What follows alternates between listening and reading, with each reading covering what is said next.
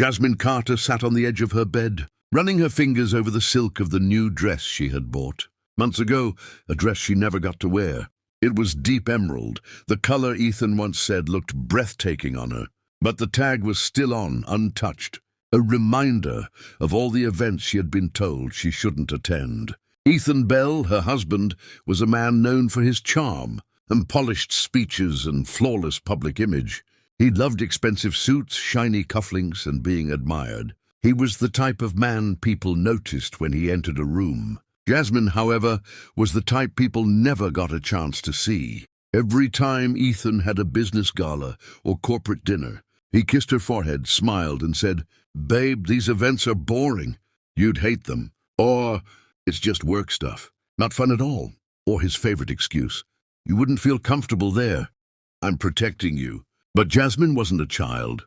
She knew exactly what he meant, but never said, "You don't fit my world." As a black woman, Jasmine had grown up hearing comments about her skin, her curls, her curves, her voice. She had learned to ignore them, but ignoring her own husband's silence was harder. Tonight was Ethan's biggest event of the year, the annual company celebration. She watched him adjust his tie in the mirror, effortlessly handsome. "You're sure you don't want me to come?" she asked softly. He paused, hands mid-air. "Jasmine, tonight's really formal. There'll be media, important investors." She nodded slowly. "So, no." He didn't respond. That was answer enough. After he left, the apartment felt colder than usual.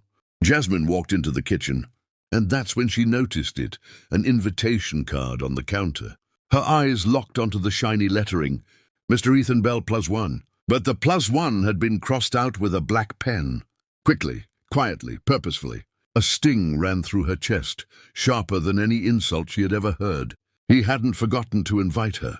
He had removed her. She picked up the card, staring at the ink lines slashed over her existence, and realized something painful but honest. She wasn't part of his world. She wasn't someone he was proud to stand beside. She was a wife only behind closed doors. Jasmine took a deep breath, wiped a tear before it could fall, and stared at her reflection in the hallway mirror. Then something changed in her eyes, not sadness, but resolve. If Ethan didn't want to bring her into the light, she would step into it herself. Tonight, with or without him, the Bell Corporation's annual gala was held at the Crown Regency Ballroom, a place coated in gold, elegance, and the scent of expensive perfume. Crystal chandeliers hung like frozen raindrops, casting warm light across hundreds of perfectly dressed guests. Laughter floated in the air. Glasses clinked rhythmically. The soft hum of violins blended with quiet conversations. Ethan Bell moved confidently through the crowd, greeting investors, shaking hands with partners, wearing that charming smile he had perfected. He fit here, polished, admired, flawless. People praised him, respected him, envied him. He was exactly where he wanted to be. But even as he spoke, a small part of him felt uneasy. Jasmine's voice lingered in his mind. "Are you sure you don't want me to come?" He had brushed it off. He always did. And the guilt. It was easier to ignore when she wasn't standing in front of him. Across the hall, the massive double doors suddenly opened. At first, no one paid attention until a soft gasp rose from the far left corner. Then another. A wave of silence began spreading across the ballroom, quieting conversations as quickly as a flame racing across dry grass. Heads turned, whispers fluttered. Even the orchestra faltered for a split second. Jasmine stood in the doorway. She was breathtaking. An emerald gown framed her body elegantly, catching the light with every step. Her natural curls cascaded down her shoulders, shining like a halo. Her dark skin glowed beneath the chandelier lights, rich and radiant. She moved with the grace of a woman who finally remembered her worth. She didn't rush. She didn't hide. She walked as though she belonged. No, as though she owned the room. People murmured, "Who is she?" "She's stunning. She must be someone important." Ethan froze mid-sentence. The glass slid slowly from his hand as he stared across the ballroom, unable to breathe, unable to think. His colleagues followed his gaze and fell silent too. He had never seen her like this, not because she had never looked this beautiful, but because he had never allowed himself to notice. Jasmine's eyes swept the room, calm and confident, until they landed on Ethan. The moment their gazes locked, his world stopped. He didn't see the investors. He didn't hear the music. He didn't feel the admiration around him. All he saw was the woman he had hidden from the world, shining brighter than anyone in it. And for the first time in their marriage, Ethan Bell couldn't look away. Ethan's heart raced as he cut through the crowd, ignoring the curious eyes that followed him. He reached Jasmine near the back corner of the ballroom, where the golden lights softened and the music quieted. She stood near a tall floral display, looking serene, almost untouchable. "Jasmine!" he whispered urgently, his voice shaking. He reached for her arm, but she stepped slightly aside, not enough to be rude, but enough to make a point. He felt the sting. "What are you doing here?"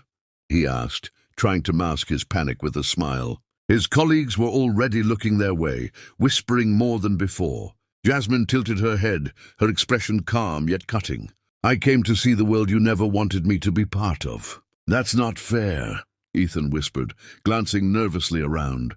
"You don't understand how these events work. People judge, they talk, and I didn't want you to feel—" "Feel what?" She interrupted, her voice quiet but sharp. "Ashamed. Out of place. Less than everyone here?" Ethan froze. Her words hit him harder than he expected. He had always told himself he was protecting her. But standing here, looking at her, confident, radiant, admired by strangers, it was clear that she didn't need protection from the world. She needed protection from him. "Jasmine, I just didn't want to put pressure on you," he tried again. She gave a sad, almost pitying smile. "Pressure doesn't break people, Ethan. Hiding them does."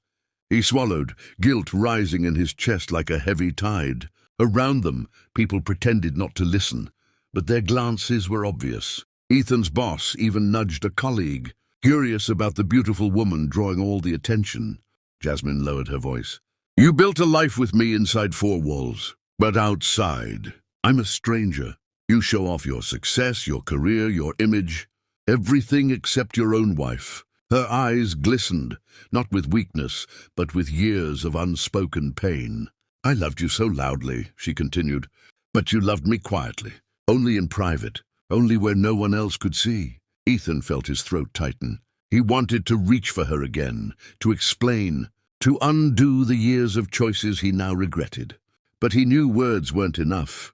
"Jasmine, I was wrong," he whispered, voice breaking. "I didn't realize how much I was hurting you." She inhaled deeply. "Tonight, Ethan, I didn't come here to embarrass you." He looked up hopefully. "I came here to remind myself I deserve a life I'm not hidden from." Her voice was soft, but it cut deeper than any scream could have. Jasmine turned slightly, her posture tall and unbroken, waiting not for apologies but for change. And Ethan, for the first time in his life, realized he might lose the woman he should have been proud of all along. The ballroom's music continued to echo softly. But for Ethan and Jasmine, the world had narrowed into a tight, suffocating silence. Ethan felt as if the air had been knocked out of him. Jasmine's words replayed in his head, hitting harder each time. He had never imagined she felt this invisible, this unclaimed. "Jasmine, please," he said, stepping closer. "Let's talk somewhere private." She shook her head gently. "That's exactly the problem. Ethan, everything with you is only real in private." Her voice wasn't loud, but it was steady, too steady for a woman breaking, too calm for someone hurting. That calmness scared him more than anger ever could. A waiter passed by, pretending not to notice the tension, while a small group of colleagues exchanged curious glances near the bar. Ethan could feel all their eyes on him. Before tonight, he would have panicked about the gossip. But now, he didn't care about his reputation, only about the woman standing in front of him, slipping away one breath at a time. "Jasmine, I didn't keep you hidden because I was ashamed of you," he said, desperately searching for the right words. I never thought you'd be comfortable in this world." "And you never gave me the chance to find out," she replied quietly. Her voice trembled, just slightly, enough to let him know she wasn't made of steel tonight. She was human, wounded, and trying to hold herself together. "I waited for you," she continued. "For years, Ethan. I waited for the—" day you would take my hand in public the same way you did in private. I wanted to stand beside you, not behind you. Ethan's chest tightened. I know, and I was wrong, terribly wrong. He reached out, hesitated, then gently took her hand. For a moment, she didn't pull away. Hope flickered in his chest, small, fragile, but there. You deserve better than the man I've been, he whispered. But I want to change. Not because you're angry, not because of tonight, because I finally understand what you needed, and I failed to give it. Jasmine looked at their joined hands, her expression softening. This is the first time you've held my hand in front of your colleagues, she said, her voice cracking. Ethan swallowed hard.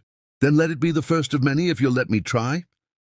Tears welled in her eyes, not just sadness but exhaustion. Years of longing, disappointment, love and conflict, all blending together. Ethan, she whispered, I didn't come tonight to decide our future, but to see if you still wanted one. Ethan's grip tightened, hopeful, terrified, determined. And for the first time in a very long time, Jasmine didn't pull her hand away.